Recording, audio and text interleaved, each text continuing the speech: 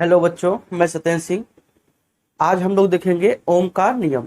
जो हम लोग वैद्युत धारा चैप्टर पढ़ रहे थे क्लास 12th एनसीईआरटी फिजिक्स का, उस 5वें चैप्टर में आपका एक टॉपिक है ओम का नियम। ये बहुत इंपॉर्टेंट टॉपिक है और इसी ओम के नियम के आधार पर अनुगमन की कहते हैं, अनुगमन वेग जो है आपने पढ़ा है ड्रिफ्ट वेलोसिटी। तो उसमें एक क्वेश्चन किया जाता है, आपके बोर्ड एग्जाम में डेरिवेशन के लिए आता है कि अनुगमन वेग के आधार पर ओम के नियम का सत्यापन। ठीक है, ओम का नियम जो है उसे प्रूव करना है। लेकिन ये चीज बच्चों हम लोग तभी सीखेंगे जब हमें ओम का नियम पता रहेगा। ठीक है, तो आइए हम लोग देखते हैं ओम का नियम। मान लीजिए बच्चों कि ये हमारे पास एक कंडक्टर है, एक चालक तार है, और इस चालक तार में क्या होते हैं? फ्री इलेक्ट्रॉन होते हैं। इस चालक तार में ये क्या है बच्चों? एक कंडक्टर है। ठीक है, अच्छे समझिएगा, ये कंडक्टर है और इस कंडक्टर में बच्चों क्या होंगे? फ्री इलेक्ट्रॉन होंगे, फ्री इलेक्ट्रॉन।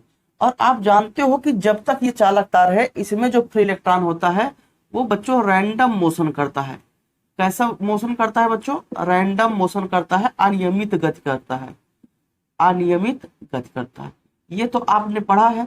और जिस वेग से यह अनियमित गति करता है उसे हम लोग कहते हैं उष्मीय वेग, उष्मीय वेग या थर्मल वेलोसिटी, थर्मल वेलोसिटी। ठीक है बच्चों, इतना हम लोगों ने बात किया था। लेकिन अब जब ये इसमें जो मुक्त इलेक्ट्रॉन वो इधर उधर गति करते हैं, तो हम इसमें बच्चों क्या करते हैं कि इसके दोनों सिरों के बीच, ये सिरा एक आपका ए है और एक सिरा क्या है? बी। इन दोनों सिरों के बीच में हमने बच्चों बैटरी लगाया और उस बैटरी से हमें क्या मिलता है? पोटेंशियल डिफरेंस मिलता है, अर्थात विभवांतर मिलता है। और ये विभवांतर बच्चों क्या है? वी है। जैसे बच्चों हम विभवांतर यहाँ लगाएंगे, ये बड़ी वाला, ये बड़ा वाला क्या कहते हैं? आपका प्लस सिरा होता है और ये माइनस सिरा।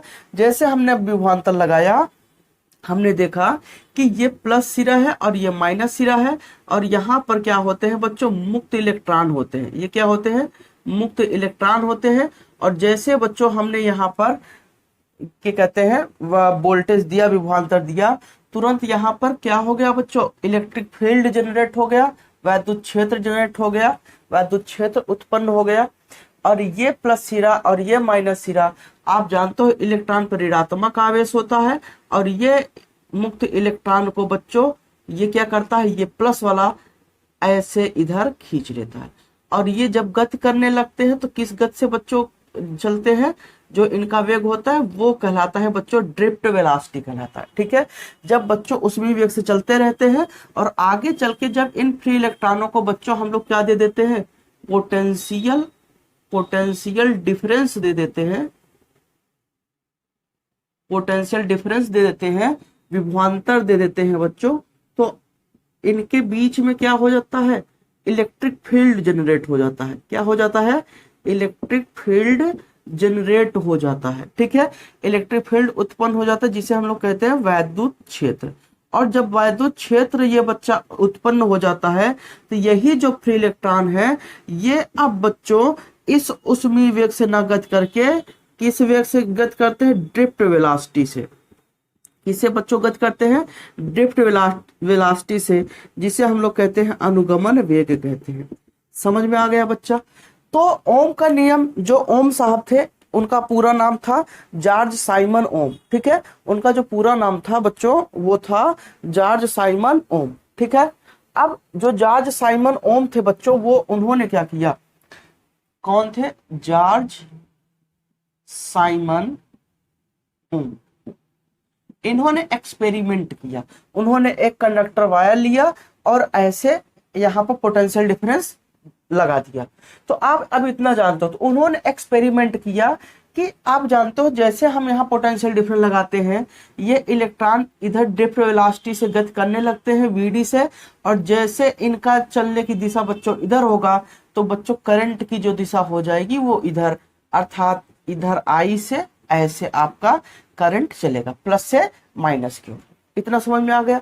अब यहाँ बच्चों एक चीज की बात करते हैं।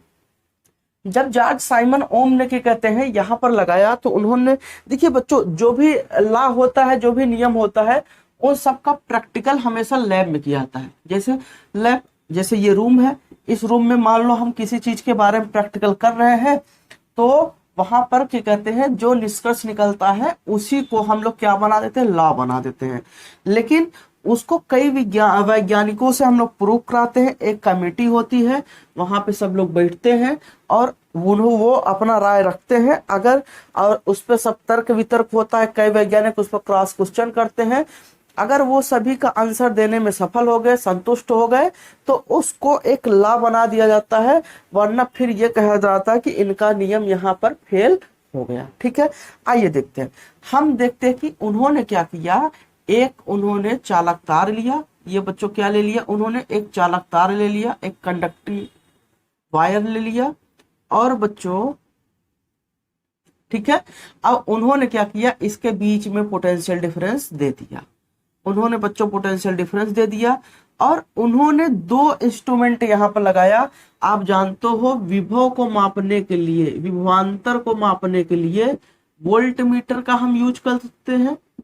किसका यूज करते हैं बच्चों, वोल्ट मीटर का। और ये जो लगता है बच्चों, वो समांतर क्रम में लगता है। जो वोल्ट मीटर लगता है वो समांतर क्रम में लगता है। और बच्चों धारा को मापने के लिए इन्होंने किसका हम प्रयोग करते हैं, अमीटर का यूज करते हैं। और ये बच्चों किस क्रम में लगता है, श्रेणी क्रम में, सीरीज कॉम्बिनेशन में। ठीक है बच्चों, तो इन्होंने क्या किया कि यहाँ पर एक इन्होंने अमीटर लगा दिया। इन्होंने क्या किया बच्चों, एक अमीटर ऐसे लगा दिया, ये बच्चों अमीटर श्रेणी क्रम में। ठीक है, और इन्होंने यहाँ पर एक क्या लगा दिया, वोल्ट मीटर। तो वोल्ट मीटर हमेशा समांतर क्रम में लगता है, तो बच्चों इन्होंने एक वोल्ट मीटर यहाँ पर ऐसे लगा दिया। वोल्ट मीटर हमेशा बच्चा क्या बताता है कि इन दोनों के बीच के सिरों का विभवांतर बताएगा, पोटेंशियल डिफरेंस बताएगा। ठीक है, ये देखिए, और ये बच्चों ये वोल्टेज, ये क्या है, सोर्स है आपका। ठीक है, अब इन्होंने क्या बताया, इन्होंने जो एक्सपेरिमेंट करके बताया, इन्होंने देखा कि यहाँ पर वोल्टेज एक तरफ हम V लिख लेते हैं, एक तरफ I, एक तरफ V और एक तरफ बच्चों I। इन्होंने क्या किया, यहाँ पर मान लो इन्होंने, जब इन्होंने 0 वोल्ट लगाया था, 0 वोल्टेज यहाँ पर दिया था, बैटरी का जो वोल्टेज था, पोटेंशियल था, विभवांतर था, वो 0 था। तो अगर वोल्टेज 0 था तो इन्होंने देखा कि इस सर्किट में यहाँ पर करंट नहीं बहा। अमीटर बताया कि करंट यहाँ पर नहीं बह रहा है, करंट का मान बच्चों क्या है, 0 है। फिर इन्होंने क्या किया, इस 0 पोटेंशियल को इन्होंने चेंज करके 2 वोल्ट का पोटेंशियल मान लो कर दिया। तो इन्होंने पोटेंशियल कितना दे दिया, 2 वोल्ट दे दिया। जैसे इन्होंने पोटेंशियल 2 वोल्ट दिया, विभवांतर 2 वोल्ट दिया, यहाँ पर 2 वोल्ट दिखाने लगा। तो यहाँ पर देखा गया, अमीटर में देखा गया कि करंट बच्चों कितना हो गया, 1 हो गया। मान लेते हैं करंट कितना हो गया, 1 एम्पियर का करंट बहा इस सर्किट में। फिर इन्होंने क्या किया कि इसको चेंज करके 4 वोल्ट कर दिया। इन्होंने यहाँ पोटेंशियल को क्या कर दिया, ज्यादा कर दिया। जैसे इन्होंने पोटेंशियल को ज्यादा कर दिया, देखो बच्चों यहाँ पर हम क्या करते हैं, एक रेगुलेटर लगाते हैं। यहाँ पर एक क्या करते हैं, रेगुलेटर लगाते हैं। रेगुलेटर का काम ही बच्चों होता है कि जो विभव होता है उसको कंट्रोल करना। कंट्रोल करने का मतलब, जब हम वोल्टेज हमें ज्यादा चाहिए होता है, हम वोल्टेज को ज्यादा कर देते हैं। जैसे बच्चों आप लोगों ने देखा है कि घर में जो फैन होता है, फैन के साथ एक गोले टाइप का रेगुलेटर होता है। उसका काम क्या होता है, जब आपका फैन स्लो चलाने का मन होता है तो आपने क्या कर दिया, उसको लो पे कर दिया। जैसे आपने बच्चों लो पे कर दिया तो अब वहां से वोल्टेज कम जाएगा, तो करंट भी कम मिलेगा, तो पंखा आपका क्या होगा, स्लो चलेगा। जब आपका ज्यादा तेज चलाने का मन होता है तो आप उसको और घुमा देते हो, तो वोल्टेज क्या होगा, पोटेंशियल क्या हो गया, बढ़ गया। जैसे बच्चों पोटेंशियल बढ़ गया, फैन क्या करने लगता है, और तेजी से रोटेट करने लगता है। आप चाहते हो कि और तेजी से हवा लगे, तो आप और ज्यादा उसे घुमा देते हो। फिर क्या होता है, फैन और तेजी से। और फिर जब आप चाहते हो और ज्यादा होगा, तो बच्चों एक उसका लिमिट होगा, आप ज्यादा मत बढ़ाओ। ठीक है, आइए अब क्या हो गया, ये 4 वोल्ट का जैसे इन्होंने पोटेंशियल यहाँ पर दिया, इन्होंने देखा कि करंट कितना हो गया, 2 एम्पियर हो गया। ऐसे इन्होंने देखा कि 6 वोल्ट का किया तो यहाँ करंट कितना हो गया, 3 हो गया। इन्होंने 8 किया तो यहाँ कितना हो गया, 4 हो गया। मतलब ये देखा गया कि जैसे जैसे हम वोल्टेज को बढ़ाते हैं, वैसे वैसे धारा क्या हो रही है, बढ़ रही है। एक निश्चित अनुपात में बढ़ रही है, एक निश्चित रेशियो में बढ़ रही है। तो इन्होंने बताया कि अगर हम कोई कंडक्टिंग वायर लेते हैं और उसमें पोटेंशियल डिफरेंस लगाते हैं, तो वहां का क्या कहते हैं, उस कंडक्टिंग वायर में जो विभव होगा, वो जो धारा होगा वो विभव का क्या होगा, अनुक्रमानुपाती होगा, डायरेक्टली बच्चों प्रोपोर्शनल होगा। तो इन्होंने नियम दिया कि V प्रोपोर्शनल I, इन्होंने क्या नियम दिया, V प्रोपोर्शनल I। तो ओम का नियम ही यही है कि क्या कहते हैं, जो विभवांतर होता है वो धारा के क्या होता है, वैद्युत धारा के अनुक्रमानुपाती होता है। समझ में आ गया। तो बच्चों इसका मतलब क्या है कि ये डायरेक्टली प्रोपोर्शनल है, तो इसका मतलब कि हम जैसे जैसे यहाँ पर वोल्टेज का मान बढ़ाएंगे, सर्किट में करंट का मान बढ़ेगा, वोल्टेज का मान कम कर देंगे तो सर्किट में करंट का मान कम हो जाएगा। ठीक है बच्चों, ये डायरेक्टली प्रोपोर्शनल है। अच्छा, अब इतनी बात तो हो गई। अब इसका जो क्या कहते हैं एक स्टेटमेंट इन्होंने दिया, उसके बारे में बात करते हैं। अब बच्चों यहां देखिए, जब इन्होंने ये एक्सपेरिमेंट किया, तो बच्चों एक चीज का इन्होंने ध्यान रखा। पहला क्या, पहला नंबर बच्चों टेम्परेचर। अब बच्चों मान लो आप बच्चों रूम में क्या कर रहे हो, एक्सपेरिमेंट कर रहे हो, लैब में एक्सपेरिमेंट कर रहे हो, तो क्या वहां का ताप बदलता है? नहीं। और वहां का बच्चों क्या प्रेशर बदलता है?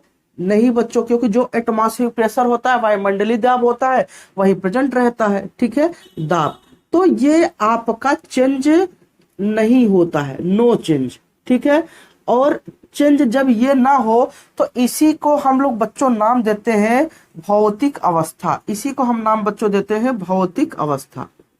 ठीक है, तो यहां पर इसे हम क्या कहेंगे, भौतिक अवस्था। इसे बच्चों हम लोग कहेंगे फिजिकल स्टेट। ठीक है, तो हम कहेंगे कि अब जो कंडक्टिंग वायर है, क्या उसका हमने फिजिकल स्टेट चेंज किया? नहीं चेंज किया। फिजिकल स्टेट मतलब क्या, हमने क्या रूम का टेम्परेचर बढ़ाया? नहीं बढ़ाया। क्या हमने कम ज्यादा किया? नहीं किया बच्चों।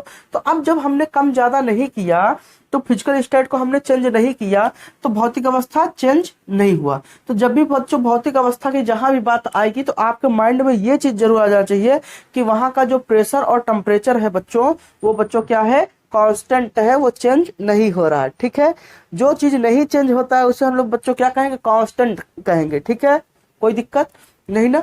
अब बच्चों ये तो किसकी बात हो गई, ये तो फिजिकल स्टेट की बात हो गई। तो इन्होंने अपना स्टेटमेंट दिया, जो इन्होंने स्टेटमेंट दिया उसके बारे में हम लिख देते हैं। अच्छा, ये 1826 ईस्वी में इन्होंने क्या किया था, एक्सपेरिमेंट किया था और अपना स्टेटमेंट दिया था। इन्होंने कहा यदि इनका जो स्टेटमेंट था वो बताया, उन्होंने कहा यदि किसी चालक की भौतिक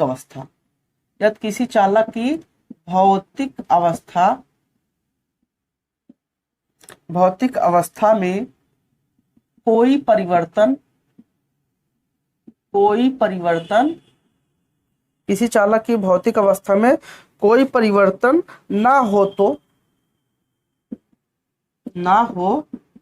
तो चालक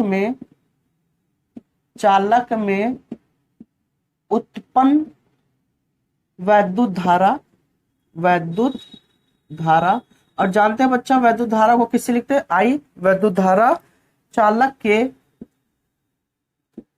के सिरों पर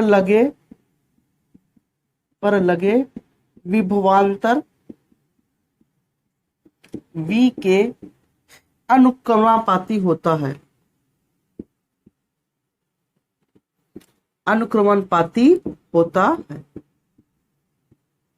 इन्होंने बच्चों ये स्टेटमेंट दिया। ठीक है, तो इसका मतलब बच्चों क्या है, इसका मतलब क्या है कि अगर हम कोई तार है, कोई चालक तार है, अगर हम उसके फिजिकल स्टेट को हम चेंज नहीं करते हैं, तो जो चालक तार में धारा उत्पन्न होगी, वैद्युत धारा उत्पन्न होगी, वो किसके डायरेक्टली प्रोपोर्शनल, किसके अनुक्रमानुपाती होगी, सिरों के विभवांतर, क्या लिखा बच्चा, सिरों पर लगे विभवांतर के अनुक्रमानुपाती होता है।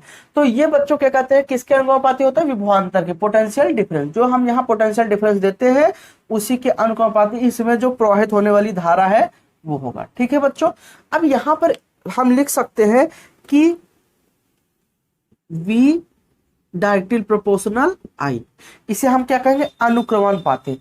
आप जानते हो बच्चों अनुक्रमानुपाते का मतलब बच्चों क्या होता है, सीधा सीधा कि ये इस पर डिपेंड कर रहा है। मतलब अगर v का मान हम क्या करते हैं, बढ़ा देते हैं, तो करंट का मान भी क्या हो जाएगा, बढ़ जाएगा। अगर v का मान हम घटा देते हैं तो करंट का मान बच्चों क्या हो जाएगा, घट जाएगा। समझ में आ गया। तो आप जानते हो ये अनुक्रमानुपाती का जो चिन्ह है या डायरेक्टली जो प्रोपोर्शनल है, आप इसको हटा के जब आप यहाँ पर इक्वल्स का साइन लाओगे तो यहाँ एक कांस्टेंट आएगा, वो कांस्टेंट r होता है और ये बच्चों i। तो ये बच्चों जो r है ये क्या है, r एक कांस्टेंट है। तो हम यहाँ लिख लेंगे r बच्चों क्या है, नियतांक है। क्या है, नियतांक, और इसे हम लोग कहेंगे कांस्टेंट। कांस्टेंट का मतलब क्या है कि बच्चों यहाँ v का भी मान बदल रहा है और i का भी मान बदल रहा है, लेकिन r का मान कभी बदलेगा नहीं। ठीक है। अच्छा, अब यहाँ पर हमने बात कर लिया, ये एक कांस्टेंट है, ये इन दोनों का मान बदलेगा लेकिन r का मान नहीं बदलेगा। और इसी r को बच्चों हम नाम देते हैं प्रतिरोध। क्या नाम देते हैं, प्रतिरोध नाम देते हैं। इंग्लिश में बच्चों इसे कहेंगे रेजिस्टेंस कहेंगे। ठीक है बच्चों, समझ में आ गया। इसे हम लोग बच्चों क्या कहेंगे, रेजिस्टेंस कहेंगे। अब बच्चों एक चीज की बात करते हैं, अब यहाँ पर इनके बीच का ग्राफ बनाते हैं बच्चों। तो अगर हम ग्राफ बनाए तो इसका ग्राफ कैसे बनेगा, तो बच्चों देखते हैं इसका ग्राफ कैसे बनता है। तो बच्चों आप जानते हो जब किसी भी चीज का ग्राफ बनाते हैं तो उस पे दो सिरे होते हैं, एक एक्स एक्सिस लेते हैं, एक क्या लेंगे, वाई एक्सिस। ये बच्चों क्या हो गया, एक्स एक्सिस, और ये बच्चों क्या हो गया, वाई एक्सिस। वाई एक्सिस पे हम किसको दिखा रहे हैं, वी को दिखा रहे हैं, विभवांतर को दिखा रहे हैं, और इस एक्सिस पे हम आई को दिखा रहे हैं। और ये बच्चों क्या है, ओरिजिन पॉइंट है, मूल बिंदु है। अब यहां से हम देखते हैं कि जितना जैसे जैसे आई का मान बढ़ा वैसे वैसे वी का मान बढ़ेगा। मतलब कि इस पर जैसे जैसे हम चलेंगे वैसे वैसे आई का मान बढ़ेगा, ऊपर जैसे जैसे हम जाएंगे बच्चों वैसे वैसे हमें क्या, किसका मान मिलेगा, वी का मान। अब बच्चों जब यहाँ पर देखिए, यहाँ पर आई और वी दोनों का मान क्या है, 0 है।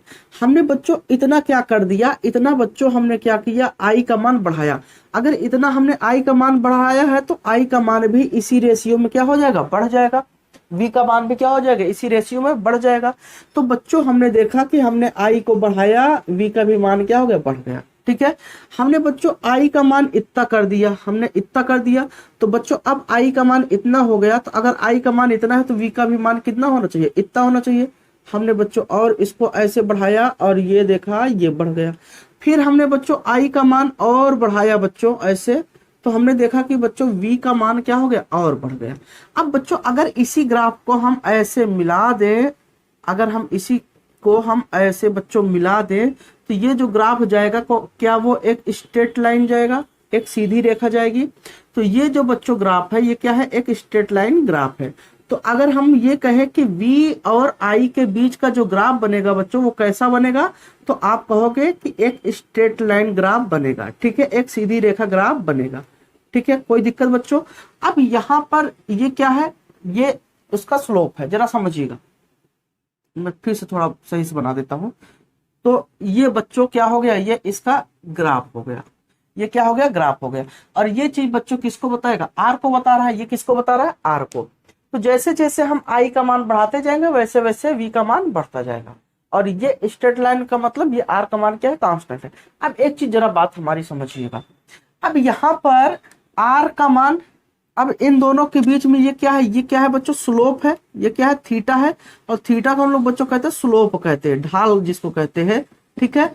अब बच्चों यहाँ पर ढाल अगर आपका ऐसे बढ़ेगा तो बच्चों याद रखिएगा रेजिस्टेंस का मान भी क्या हो जाएगा, बढ़ेगा। ठीक है। यहाँ पर v और i है तो इसका क्या कहते हैं, इसका मान कितना ये है। ठीक है बच्चों, इसका मान कितना है ये। अब जरा समझिएगा कि जैसे अभी हम लोगों ने यहाँ पर देखा था कि जब हमने v और यहाँ पर i लिया था तो हमने देखा था कि बच्चों यहाँ 0 था तो ये भी 0, ये कितना था, यहाँ देखिए ये कितना था बच्चों, ये 2 था तो ये भी कितना था 1, ये 4 हुआ, ये 2, ये 6 हुआ, ये 3 हुआ। और यहाँ पर बच्चों क्या हो गया आपका, यहाँ क्या हो गया, यहाँ पर 8 था तो ये बच्चों कितना हो गया, 4। तो बच्चों v बटा i, अभी आपने देखा कि यहाँ से अभी आपने देखा कि v बराबर r इंटू क्या था, i था। और यहाँ से बच्चों अगर हम फार्मूला निकालें तो क्या हो जाएगा, आर बराबर क्या होगा, वी बटा क्या हो जाएगा, आई। तो हम कह सकते हैं आर बराबर वी अपान बच्चों क्या होगा, आई होगा। ये क्या हो गया, फार्मूला हो गया। अगर बच्चों यहाँ पर हम वैल्यू को क्या करते हैं, पुट करते हैं, तो देखो बच्चों अगर हम वी अपान आई की बात करते हैं, अगर हम v अपान आई की बात करते हैं, तो देखो बच्चों 2/1, 2 क्या है, v का मान है, v बटा आई। अगर हम यहाँ बात करें और यहाँ पर ये 4 और 2 है, ये देखिए बच्चों 4 और 2, यहाँ क्या है 6 और 3 है, यहाँ कितना है 8 और 4 है। अब बच्चों अगर हम इसे सॉल्व करते तो कितना मान आएगा, 2 आएगा, क्योंकि इन दोनों को कौन बताता है, रेजिस्टेंस। तो बच्चों यहाँ पर जो रेजिस्टेंस का मान आ गया वो कितना आया, 2 आया। यहाँ पर अगर हम देखें तो यहाँ पे बच्चों कितना आएगा, 2 आएगा। यहाँ पर भी कितना आया कि बच्चों 2 आया है, यहाँ पर भी कितना आया है, 2 आया है। ठीक है, तो इसका मतलब कि जो रेजिस्टेंस होगा बच्चों वो क्या होगा, कांस्टेंट होगा। लेकिन कब, जब इन दोनों को एक निश्चित रेशियो में बढ़ाओगे। अगर ये 6 है और ये 4 है तो 2 इसको आपने बढ़ा दिया तो 2 वो भी बढ़ेगा, तो जो इसका मान होगा बच्चों, वैल्यू होगा, वो क्या होगा, कांस्टेंट होगा, चेंज नहीं होगा। लेकिन बच्चों एक चीज की बात ये बताओ कि अगर यहाँ पर, अगर हमने जरा मेरी बात को समझिएगा, अगर बच्चों यहाँ पर हमने क्या कर दिया कि अगर हमने बच्चों V का मान कितना ले लिया, 8 ले लिया, 8 वोल्ट, ठीक है, और बच्चों I का मान कितना है, 4 वोल्ट है, कितना है 4। तो बच्चों R का मान कितना है, 8/4 बराबर कितना है, 2 आया। लेकिन बच्चों हमने देखा कि V का मान बच्चों कितना है, 8 है, और धारा का मान कितना है, 2 है। तो बच्चों यहाँ पर कितना हो गया, इसका मान कितना आ गया, 4 आ गया। इसका मतलब कि कुछ ना कुछ तो गड़बड़ी हुई है, करंट क्या हुआ है, रुका है। ठीक है, कहीं ना कहीं कम हुआ है, क्योंकि 8 पे कितना जा रहा था, 4 जा रहा था, करंट मिल रहा था, और इसमें 8 पे 2 मिल रहा था। इसका मतलब कि करंट में कहीं ना कहीं गड़बड़ी हुई है। तो इसका मतलब कि 2 में से किसी एक टर्म का अगर मान चेंज होगा तो जो प्रतिरोध होगा बच्चों वो भी क्या हो जाएगा, चेंज हो जाएगा। अब बच्चों ये जो ढाल होता है, जो ये स्लोप होता है ना, ये जो थीटा होता है, थीटा ये बताता किसको, रेजिस्टेंस को बताता है। जो थीटा है बच्चों, स्लोप है, ये बच्चों किसको बताएगा, ये बच्चों रेजिस्टेंस को बताएगा, प्रतिरोध को बताएगा। ठीक है बच्चों। अब अगर बच्चों थीटा का मान ज्यादा होगा, जरा समझिएगा, थीटा का मान क्या होगा, ज्यादा होगा, तो रेजिस्टेंस का मान भी क्या होगा, ज्यादा होगा। थीटा का मान बच्चों कम हो जाएगा तो रेजिस्टेंस का मान कम हो जाएगा। लेकिन कब बच्चों, V और I ग्राफ पर, कब बच्चों ये चीज कब संभव है, VI ग्राफ पर, जब बच्चों ग्राफ हम किसके किसके बीच निकालें, V और I के। जैसे बच्चों यहाँ पर मैं एक ग्राफ बना रहा हूं, आप उस चीज को समझिएगा। समझ पा रहे हो ना, मैं बहुत आराम से पढ़ा रहा हूं, आप अच्छे से बस इस चीज को सीखो। अगर बच्चों जरा ध्यान दीजिएगा, ठीक है, अगर बच्चों यहाँ पर हमने क्या किया, ग्राफ बनाया, एक ये ग्राफ हमने बनाया, आप देखिएगा ध्यान से, ये बच्चों I है और ये बच्चों क्या है, V है। ठीक है, ये क्या है, I है और V। और यहाँ पर हमने बच्चों 2 ग्राफ खींचा, एक ये खींचा, एक ये खींचा। ये बच्चों क्या है, R1 है, और ये बच्चों क्या है, R2 है। ठीक है, R1 और R2। अब आपको यहाँ बताना है कि कौन सा क्या कहते हैं प्रतिरोध ज्यादा है, R1 ज्यादा कि R2। तो बच्चों आप कुछ नहीं करोगे, आप पहले ये देखोगे कि ग्राफ किसके किसके बीच का है, V और I। V और I के बीच का जो ग्राफ है तो उसके बीच में स्लोप पे डिपेंड करता है रेजिस्टेंस। जिसका थीटा का मान ज्यादा होगा रेजिस्टेंस उसका ज्यादा हो जाएगा, थीटा का मान जिसका कम होगा रेजिस्टेंस उसका क्या हो जाएगा, कम हो जाएगा। तो बच्चों जैसे यहाँ पर देखिए, ये इसका क्या है, कोण है, और ये इसका कोण है। अब ये बच्चों अगर θ1 है तो ये बच्चों क्या है, θ2। अब आप बताओ θ1 बड़ा है कि θ2, तो आप कहोगे सर जी θ1 क्या है, छोटा है, θ2 क्या है, बड़ा है। अगर θ1 छोटा है, θ2 क्या है, बड़ा है, जिधर मुंह खुला होता है वो क्या होता है, बड़े का सिंबल होता है, तो ये θ2 क्या है, बड़ा है। तो अगर θ2 बड़ा है तो इसका मतलब बच्चों प्रतिरोध भी क्या होगा, R2 वाला बड़ा होगा। इसका मतलब कि R2 का मान ज्यादा होगा और R1 का मान कम होगा। समझ में आ गया बच्चों, कोई दिक्कत नहीं ना। लेकिन बच्चों परीक्षा में क्या होता है, कई बार क्या कर देता है, इस चीज को चेंज कर देता है, इस चीज को चेंज कर देता है। जैसे बच्चों इस चीज को चेंज करेगा, हमारी बात को समझिएगा, जैसे बच्चों एक्सिस को क्या कर दिया, इसने चेंज कर दिया। जहां पर बच्चों क्या था, I था, जहां पर I था वहां V कर दिया, जहां V था वहां I कर दिया। तो अब बच्चों यहाँ पर दो ग्राफ खींचा, एक ये खींचा बच्चों और एक ये खींचा, ठीक है, ये खींचा। अब एक चीज ये बताओ बच्चों, अगर ये ग्राफ खींचा है तो ये बच्चों क्या है, R1 है, और ये बच्चों क्या है, R2। तो अब ये चेंज कर दिया, तो अब क्या होगा, जो थीटा स्लोप है, जो थीटा है स्लोप, अब और रेजिस्टेंस के बीच में बच्चों कैसा संबंध होगा, तो बच्चों जिसका थीटा, जरा समझिए, इसका जस्ट उल्टा हमने यहाँ क्या कर दिया, उल्टा कर दिया, कि इसका मतलब कि थीटा का मान जिसका ज्यादा होगा उसका बच्चों रेजिस्टेंस क्या हो जाएगा, कम हो जाएगा, और जिसका रेजिस्टेंस, जिसका थीटा का मान कम होगा उसका बच्चों रेजिस्टेंस क्या हो जाएगा, तुरंत ज्यादा हो जाएगा।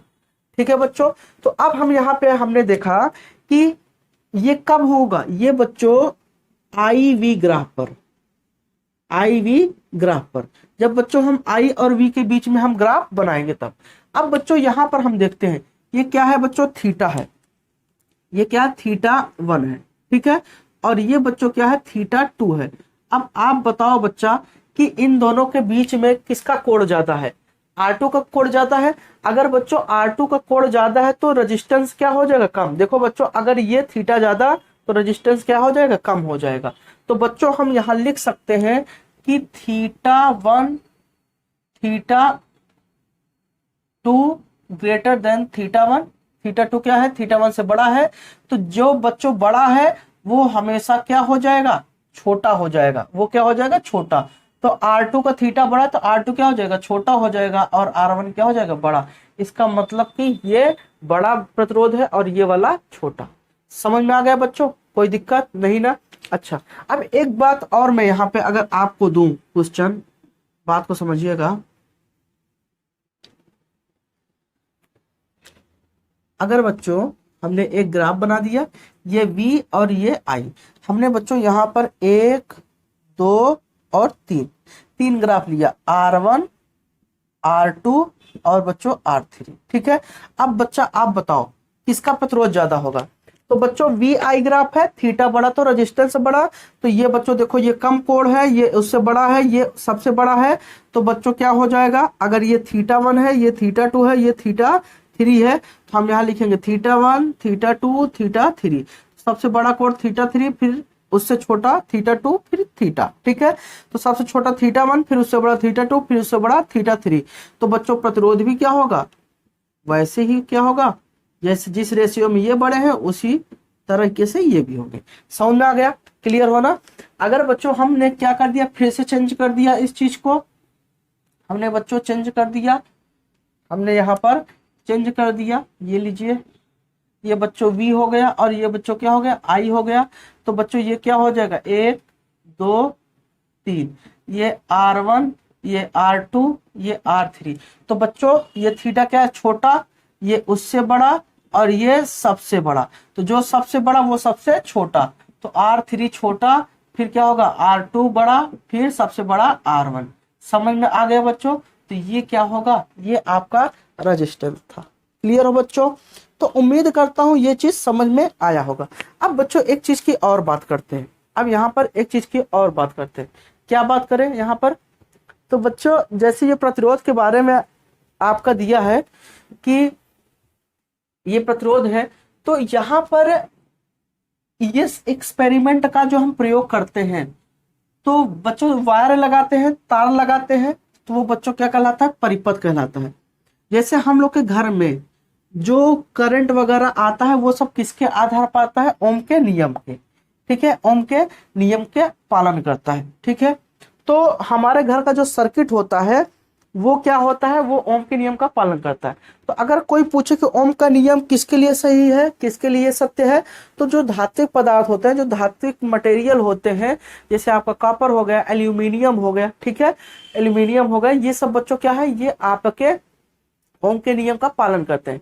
लेकिन बच्चों जो आपके क्या कहते हैं, ट्रांजिस्टर हो गया, ये आपका बच्चों क्या कहते हैं, एलईडी वगैरह हो गया, ठीक है, सेमीकंडक्टर जो होते हैं, या आपका वैक्यूम ट्यूब होता है, ये सब बच्चों ओम के नियम का पालन नहीं करते हैं, ठीक है।